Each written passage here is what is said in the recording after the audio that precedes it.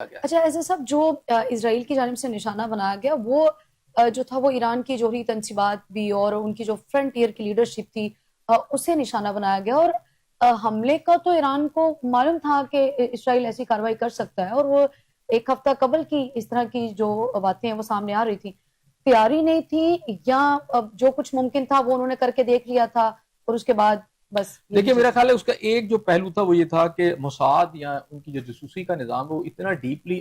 یعنی روٹ کر گیا تھا اس کے اندر، ایرانین معاشرے کے اندر، کہ شاید ان کو بھی اس کا احساس نہیں تھا. بلکہ ان کی اپنی فورسز کے اندر کچھ لوگ ایسے تھے جو ابھی خبریں آ رہی ہیں کہ انہوں نے اسرائیل کی حمایت کی. تو جاسوسی تو کسی ملک کے اندر بھی ہو سکتی ہے، اور ایسے حالات کے اندر تو یہ کوئی بڑی بات نہیں ہے. ممالک کے اندر اس طرح کے جاسوسی نیٹ ورک آ ہی جاتے ہیں. لیکن میرا خیال ہے ایران کے معاملے کے اندر جیسے ان کی لیڈرشپ کا جو پہلے حملے کے اندر جو ان کی شہادتیں ہوئی اس سے نظر آتا ہے کہ وہ کافی زیادہ پینیٹریٹ کر گئے تھے. اس سے پہلے آپ کو پتہ ہے کہ جو اس وقت آپ فلسطینی جو تنظیمیں ہیں ان کے کچھ اہم لوگ جو تھے ایران کے اندر موجود تھے جس کے اندر ان کو ٹارگٹ کیا گیا. تو یہ لگتا ہے کہ وہ پہلے سے وہاں پر موجود تھے. اور جب یہ آپ کا اسرائیل کا پہلا حملہ ہوا تو آپ نے یہ بھی دیکھا کہ فائرنگ کے واقعات بھی ہوئے، اور پھر جو ہے ڈرون کا ایک باقاعدہ انہوں نے ایک اسٹیشن قائم کیا، ایک پلیٹ فارم تھا ان کا، اور وہیں سے اڑا کر انہیں ایران کے اندر سے بھی حملے کیے گئے. تو تیاری تو ہوتی ہے لیکن وہ کہتے ہیں نا غدار تو آ جاتے ہیں. تو غدار یا جاسوسی کا نظام ان کا سٹرونگ تھا اسرائیل کا. اس وقت انہوں نے ایران کو شروع میں اچھا خاصا نقصان پہنچایا، اور آج بھی پہنچا رہے ہیں. ایسی بات نہیں، اسرائیلی اٹیکس کے اندر ایران کا جو انفراسٹرکچر ہے، ایران کے اندر جو شہادتیں ہو رہی ہیں وہ ہو رہی ہیں. لیکن اس میں جو ایک ڈفرنٹ چیز وہ ہے کہ ایران کا جو جواب ہے، خاص طور پر جو یہ خیبر میزائل جو انہوں نے چلائے ہیں، یہ خیبر میزائل پہلے نہیں اندازہ تھا کہ ایران کے پاس موجود ہیں. اب یہ ٹیکنالوجی ان کے پاس کیسے آئی کہ جس نے ان کا آئرن ڈوم جو ہے بالکل اس کو بے بس کر کے رکھ دیا. اس کی سپیڈ اتنی زیادہ ہے کہ اگر آپ دیکھیں جو فوٹیجز آئی ہیں وہ آسمان کی بلندیوں سے آتا ہے اور پھر آ کے اتنی سپیڈ سے نیچے لگتا ہے، اور پھر اس کی جو لیول آف ڈسٹرکشن ہے وہ اتنی زیادہ ہے کہ یہ دیکھنے والی بات ہے. دوسرا، اتنی بلندی سے وہ اتنے سارے ممالک کی ایئر جو سپیس ہے وہ کر کے آ رہا ہے. تو اس کا مطلب ہے مسلم ممالک کی جو ایئر سپیس ہے اس میں اس کو گرانے کی کوشش نہیں کی. اس کے اندر چاہے عراق ہے، چاہے شام آتا ہے، یا اس کے اندر اردن آتا ہے. تو آئی تھنک کہ اب ایرانین جو ٹیکنالوجی اس میں یوز کی جا رہی ہے، ایک تو مجھے لگتا ہے کہ ان کے پاس اس کی کاؤنٹر جو کوئی اسٹریٹجی بھی نہیں ہے اور کاؤنٹر کرنے کی کوئی اہلیت بھی نہیں ہے. لیکن فی الحال وہ اس کے خلاف کوئی کارروائی بھی نہیں کر رہے.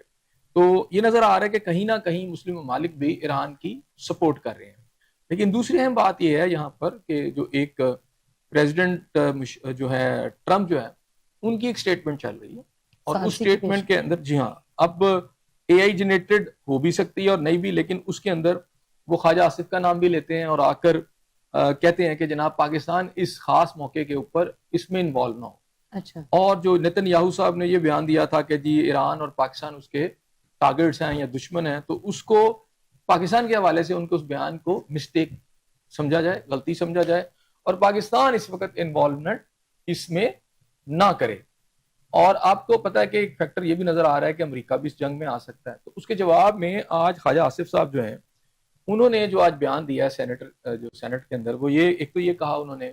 کہ جناب ایران کی تو ہم سپورٹ کر رہے ہیں، لیکن پاکستان کے حوالے سے یہ جو بیانات آ رہے ہیں سوشل میڈیا پر ان کو بھی چیک کرنے کی ضرورت ہے، کیونکہ پاکستان اس کے اندر پاکستان کو نقصان بھی ہو سکتا ہے. اب یہ جو سپورٹ پاکستان کی ہو رہی ہے، وربل ہو رہی ہے، دوسری طرح کی کوئی سپورٹ ہو رہی ہے، لیکن انڈین اس کو بڑا مس یوز کر رہے ہیں. اور اس کے اندر ان کا کہنا یہی ہے کہ یہ کہا گیا کہ جی پاکستان ایٹامک حملہ کر دے گا اسرائیل کے اوپر. یہ سچویشن کو خراب کرنے کے لیے کیا جا رہا ہے. پاکستان ایک رسپانسبل ملک ہے اور پاکستان کسی بھی صورت میں ایسی حرکت نہیں کرے گا. پاکستان کے جو ایٹامک ایسٹس ہیں وہ اس کی اپنی حفاظت کے لیے ہیں. ٹھیک ہے، یہ ایک بیان اسحاق ڈار صاحب کی طرف سے آیا. اور جو اہم بات ہے کہ جو پریزیڈنٹ ٹرمپ ہے ان کے جواب میں یہ بیان آنا کہ جناب ٹھیک ہے، یہ بڑی اسٹرانگلی انہوں نے بات آج کی ہے جو کہ پہلے نہیں آ رہی تھی کہ یہ ساری جنگ کے اندر کیا ایران اور اسرائیل کی جنگ جو ہے وہ رکے گی یا نہیں رکے گی. تو اس کے اندر آج ان کا یہ بیان آیا جو انہوں نے کہا جی کہ ایرانین جو فورن منسٹر جو امریکہ کی جانب سے ابھی ٹرمپ کی جانب سے جو ثالثی کی پیشکش ہو رہی ہے دونوں ممالک کے درمیان، آپ کیا سمجھتے ہیں کہ جس وقت تک یہ بڑا نارمل چیز ہو گئی ہے دنیا کے لیے کہ جب تک ریٹیلیٹ نہیں ہوتا اس وقت تک ثالثی کی ڈپلومیسی کی آفر نہیں آتی؟ دیکھیں امریکہ کے جو اس کے میں سمجھتا ہوں باڈی لینگویج ہے، امریکہ نے جس طرح یو ٹرن لیا اس پہ بھی بات کر لیتے ہیں. لیکن پہلے میں یہ چاہ رہا ہوں کہ یہ جو بات میں اسحاق ڈار صاحب نے ان کو آفر کروائی ہے، اس کا آپ یہ سمجھیں کہ پاکستان اس وقت اس خطے میں پاکستان کی سے کتنی بڑی ہے، اچھا پاکستان کتنا امپورٹنٹ ملک ہو گیا ہے کہ پاکستان نے آج یہ آفر کروائی ہے کہ میری جو اسحاق ڈار صاحب نے جو بیان دیا ہے اس کے مطابق انہوں نے یہ کہا کہ میرا اسرائیل کے وزیر خارجہ سے ان کی ایرانین وزیر خارجہ سے بات چیت ہوئی ہے اور وہ یہ کہتے ہیں کہ ہم جنگ روکنے کے لیے تیار ہیں اگر اس بات کی گارنٹی مل جائے کہ اسرائیل ایران پر حملہ اب نہیں کرے گا۔ اچھا یعنی یہ بات بیسیکلی اسحاق ڈار صاحب نے یہ جو بیان دیا ہے یہ ڈائریکٹ کیا ہے سمجھ لیں ٹرمپ صاحب کو کہ جناب آپ اس بات کو انشور کریں کہ اسرائیل اگر حملہ نہیں کرتا تو پھر ہم ایران کی طرف سے بھی آپ کو گارنٹی دے سکتے ہیں کہ وہ بھی حملہ نہیں کرے گا۔ یعنی ایک ثالثی کا جو فیکٹر آیا ہے وہ یہ ہے کہ امریکہ یہ ثالثی نہیں کر رہا بلکہ اصل ثالثی پاکستان کر رہا ہے۔ صحیح۔ اس کا یہ بھی ایک ہے کہ آپ کو پتا ہوگا کہ ٹرمپ نے پہلے بہت سارے بیانات دیے تھے کہ جناب انہوں نے روس کو بھی کہا آپ اس میں ثالثی کروا دیں تو ہم تیار ہیں آپ کی ثالثی۔ اب یہ سمجھ آتی ہے کہ ایران کسی کی ثالثی کو ماننے کو تیار نہیں، اونلی اٹ از دا پاکستان کہ جس کے اوپر اس نے کہا ہے کہ جو اگر اسحاق ڈار صاحب کا یہ بیان درست ہے اور میرا خیال ہے درست ہی ہوگا کہ اگر پاکستان اس کے اندر ثالثی کرا دیتا ہے اور ایران کو کہہ دیتا ہے اور پھر اسرائیل کی طرف سے اگر امریکہ آ جاتا ہے تو یہ ہو سکتا ہے،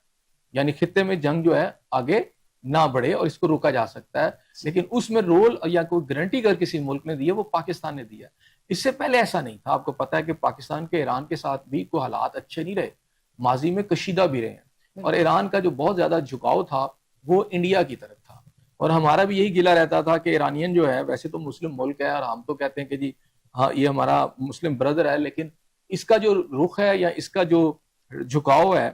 انکلینیشن جو ہے وہ انڈیا کی طرف ہے۔ اب اس میں ایک تو انڈیا کو یہ پریشانی لاحق ہوئی کہ ان کا بہت بڑا ایک ملک جو ہے جس کی وہ بڑا سپورٹ کیا کرتے تھے، آپ کو پتا ہے کہ وہ جو ان کی جو بندرگاہ ہے بندر عباس جو ہے، آپ کو کیا لگتا ہے وہ سپورٹ ہوتی تھی اس کی یا پھر وہ استعمال ہوتا تھا نہیں انڈیا کے ڈیفینیٹلی ہاتھوں؟ ان کے تعلقات ایران کے ہمیشہ سے انڈیا سے اچھے رہے ہیں۔ بندر عباس کی جو بندرگاہ ہے اور وہاں پر جتنی بھی انویسٹمنٹ انڈیا نے ماضی میں کی اس کا پاکستان کو نقصان ہو رہا تھا نا،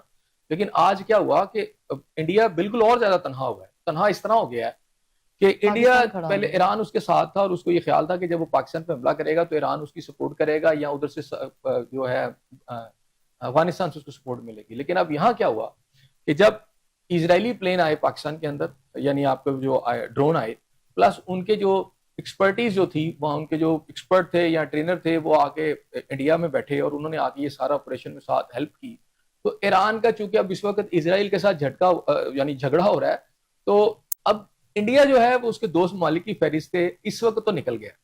کیونکہ وہ اسرائیل کا ساتھی ہے، اسرائیل کی ٹیکنالوجی کے ساتھ اس نے پاکستان سے مقابلہ کیا ہے، تو اس لیے ایران تو اب اس سے ہو گیا دور۔ پاکستان کی ایک اور کامیابی آ گئی کہ آج جو ہے ایرانین پارلیمنٹ میں پاکستان کے حق میں نعرے لگائے جا رہے ہیں، شکریہ ادا کیا جا رہا ہے۔ یہ انڈیا کے لیے ایک بہت بڑا سیٹ بیک ہے کہ جو ایک ایرانین ملک ایران رہ گیا تھا وہ بھی اب اس کے خلاف ہو گیا، اب وہ کہاں سے لے گا، انڈیا اور تنہا ہو گیا۔ تو اس میں ایک تو یہ آ گیا، ایک بہت بڑا فیکٹر آ گیا کہ پاکستان کو ایک اور اچیومنٹ مل گئی۔ دوسری اہم بات ہے کہ اس خطے کی جو صورتحال ہے وہ بڑی تیزی سے خراب ہو رہی ہے، کیونکہ اس خطے کے اندر آپ یہ ذہن میں رکھیے گا